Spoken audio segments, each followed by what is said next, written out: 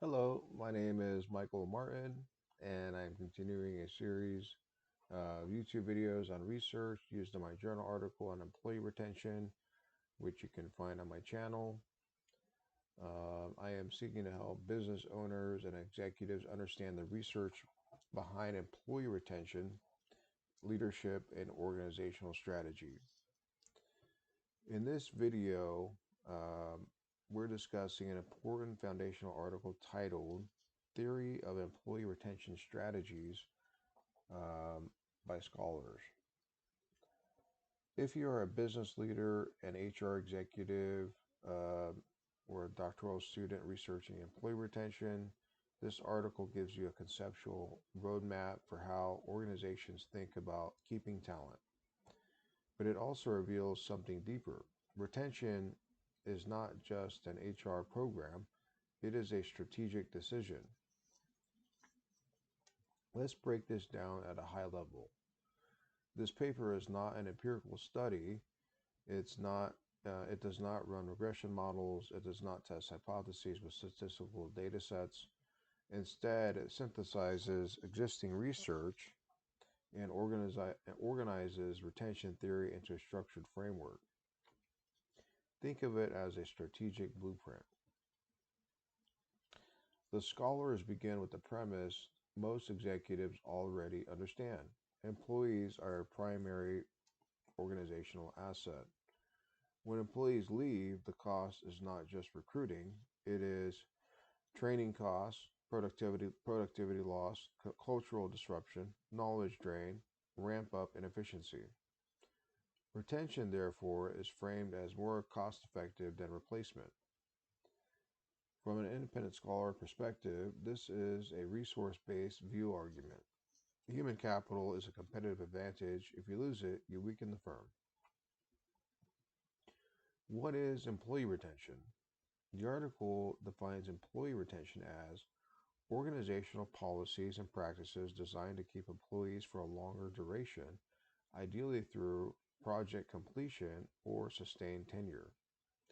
In other words, retention is not accidental. It is intentional system design. The paper emphasizes something important. Employees stay when the exchange relationship feels fair, when compensation aligns with effort, work conditions meet expectations, growth opportunities are visible, management support is present. When that exchange breaks down, turnover increases. The scholars stress retention strategies must begin with diagnosis. Organizations should study exit interviews, stay interviews, employee focus groups, turnover analytics, predictive retention data. From an independent scholar lens, this reflects evidence-based management. You cannot fix what you do not measure. The article also aligns with job embeddedness theory. The more connected employees are to coworkers, teams, and community, the more difficult it becomes to leave. Retention is partly economic, but also relational and psychological. Here are two retention strategy categories. This is where the article becomes especially practical. The authors divide retention strategies into two major types. Number one, broad-based strategies. These are organization-wide initiatives. Examples include improving overall workplace culture, adjusting compensation systems, strengthening HR policies, improving hiring criteria, enhancing leadership capability. These strategies impact everyone. They are systemic. Number two, targeted strategies.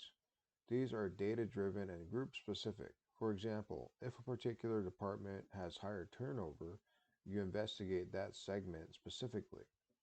Targeted salaries rely on analytics, feedback loops, turnover pattern identification.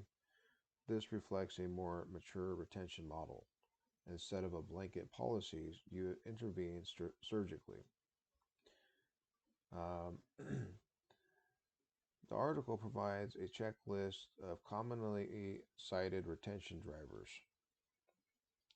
recruitment and onboarding quality, training and development, career growth pathways, compensation and reward systems, supervisory quality, communication systems, and employee engagement. Notice something important here. Most retention drivers are management controlled variables. Retention is rarely random, it is usually structural. What are the strengths and limitations? Let's evaluate this from an independent scholar perspective. Strengths: clear conceptual organization, practical categorization of strategies, strong synthesis of prior literature, actionable managerial implications. Limitations: no empirical testing, no effect size measurement, no industry specific analysis, no longitudinal retention modeling. So, this article is a conceptual map, not a statistical proof. It tells you what to consider, it does not tell you which lever produces the highest return on investment. What are the strategic implications for leaders? If you are a CEO or CFO watching this, here is the takeaway. Retention is not an HR cost center. It is a strategic investment decision. If your organization struggles with turnover, ask, are we designing systems that make employees want to stay?